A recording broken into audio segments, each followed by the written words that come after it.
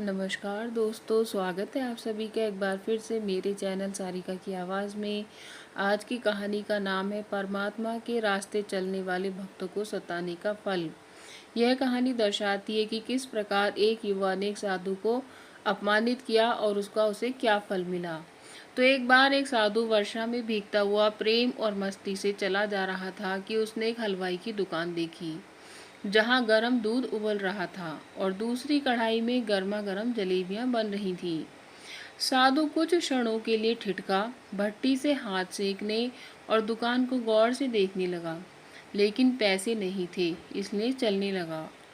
हलवाई नेक दिल इंसान था। एक प्याला गरम दूध और कुछ जलेबियां साधु को दे दी। साधु ने गरम जलेबियां गरम दूध के साथ खाईं, हलवाई को आशीर्वाद दिया और फिर आगे चल दिया।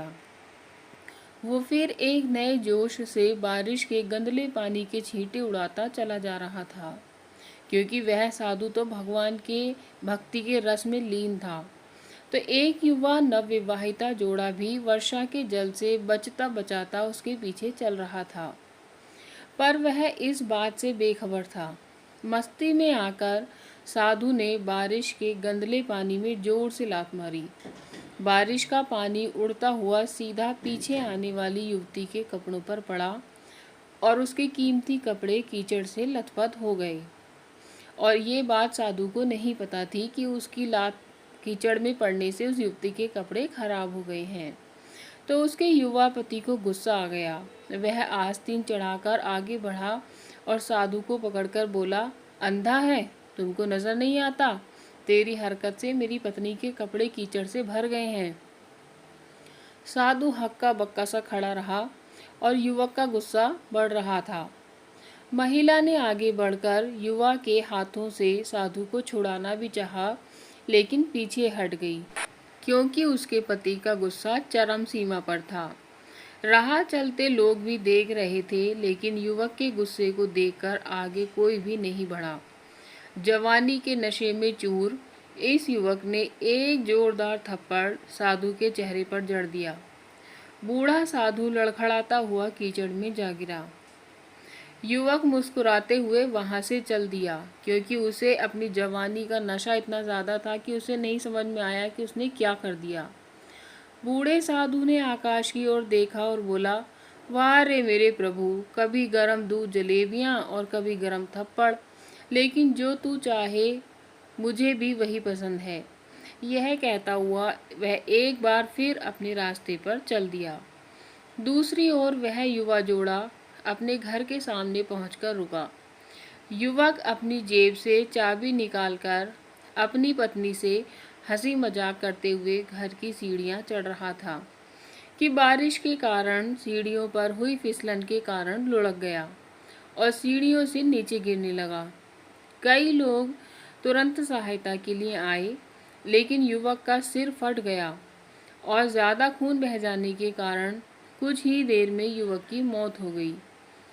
कुछ लोगों ने दूर से आते साधु बाबा को देखा तो आपस में कहने लगे कि अवश्य ही इस साधु बाबा ने युवक को श्राप दिया होगा, अन्यथा ऐसे नौजवान का इस साधु को थप्पड़ मारने के बाद कुछ ही देर में इस तरह मर जाना बड़े ही अचंभे की बात है।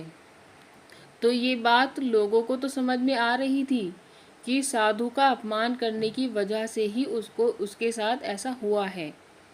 कुछ युवकों ने यह बात सुनकर साधु बाबा को घेर लिया और कहने लगे कि आप कैसे भगवान के भक्त हैं, जो केवल एक थप्पड़ के कारण युवक को श्राप दे बैठे। भगवान के भक्त में रोष व गुस्सा हरगिज नहीं होता।